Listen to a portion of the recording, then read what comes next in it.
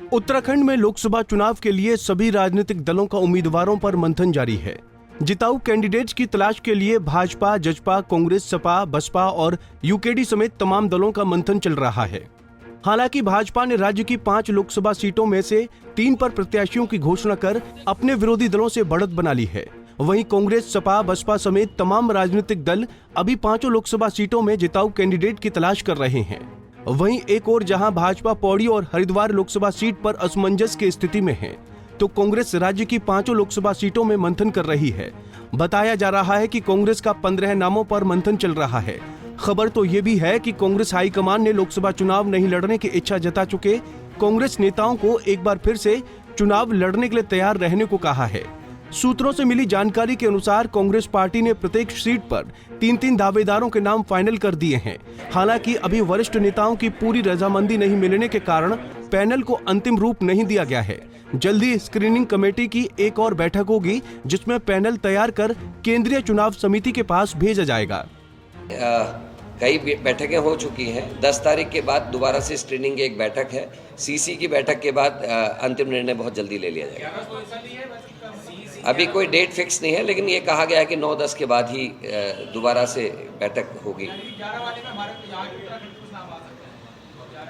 11 को जो सीईसी अगर हो गई, अभी क्योंकि आई एम नॉट कंफर्म, अगर वो होती है तो मुझे उम्मीद है कि कुछ हमारे बारे में भी डिस्कशन जरूर हो। एक तरफ जहां कांग्रेस अभी जिताऊ उम्मीदवारों को ढूंढने में लगी है, बीजेपी रिकॉर्ड तोड़ जीत के लिए तैयारी में जुटी है।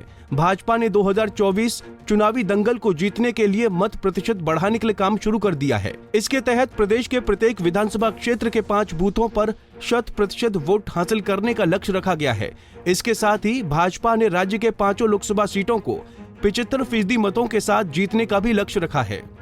देखिए, हमने जो हमारी 23 विधानसभा जो हम लोग किरणवश विधानसभा जीत नहीं पाए, लेकिन ऐसी अनेकों उनमें विधानसभा जहां हम लोकसभा में हर बार जीते हैं, तो हमने उसको कैटेगराइज किया है। और ऐसा बूथ जो बूथ हमारा डी ग्रेड का था, बी हो जाए, इस सब रचना के साथ साथ हमने कहा ना, बूथ जीता चुनावी दृष्टि से हमने प्रत्येक बूथ पर 10% अतिरिक्त मत प्राप्त करने का अपनी लक्ष्य बनाया।